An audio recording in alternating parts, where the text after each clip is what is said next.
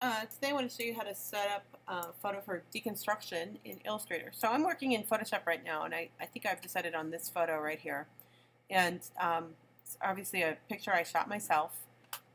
Before I go any further, this time I've decided I'm going to print this as a 5x7 to deconstruct it. So when I go to image size, what's important is that you already have your aspect ratio set up for that size. If it's not, let's say like you wanted this to be an 8x12, you would come up here and change this to 8x12. Come on. And then you could crop it accordingly. So it's important that your aspect ratio is set up to the correct size you want. I'm going to go back to 5x7 though. Okay, and I'm going to undo that. There we go. So again, image size 5x12. All right, and then you would save it. I already have this saved. Save it again. I don't need to. I'm going to open up Illustrator next. Now, if you don't know how to open up Illustrator, easy. Click on your desktop, go to Go, Applications, and open up Adobe Illustrator. So here's the folder, there's the program, double click. And I already have it open, so I'm good to go. And I'm working in Illustrator now. So I already opened this, not in Photoshop, but in Illustrator. So what I'm going to do in Illustrator, because I have Adobe Photoshop open, close all this, let me minimize that because it's kind of confusing, I keep toggling back and forth, is in Illustrator, so hello Illustrator, there you are. So I keep minimizing that, it keeps popping back up. I'm going to go to File, New, and when this pops up, set your units to inches and set your width and your height to the size of the photo that you have created.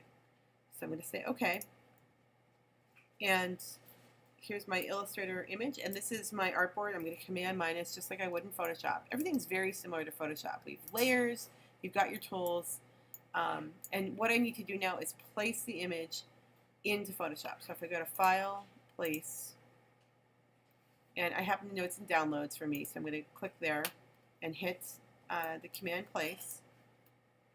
There it is, and it should fit into the artboard perfectly. You might have to resize it. In other words, like if it's too big, if it's like this size, well, no big deal. You just hold down the shift key. So, and as long as the aspect ratio is the same, you're fine. If it's sticking out of your artboard, oddly, that's going to be a problem for us. You want to make sure that it fits in your artboard exactly the way it's supposed to. So it should be resized. So this is 5x7. So I'm ready to move on. What I'm going to do is I'm going to select, using the black arrow right here, the image, and I'm going to reduce the opacity to 50%. I still want to see it, but it's a reference. And I'm going to lock that layer, and then I'm going to make a new layer. Now, if your layers aren't showing up, just go to Window Layers and make them pop up, and then you can go ahead and do everything I just showed you. So I'm working now on a fresh layer. And this is where it gets fun. I'm going to come in with something called the Pen tool, which is right here. And I am going to change this down here so that I want a stroke of black.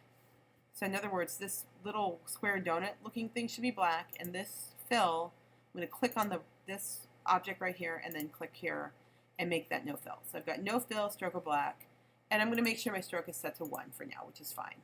And here's how this works. When you make something, everything that you click on, so if I click, click, click, and then you see I'm going to make a closed shape by coming back to the original, that circle right there shows up, and click again. I just decided I'm going to make a cut line there. And I'm just playing around with this right now, but I'm just kind of thinking about ways to create a design around her. I don't know if this is exactly what I want to do. I'm just showing you a basic thing.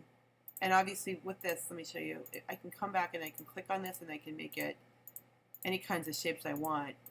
I'm not saying I necessarily want to use this.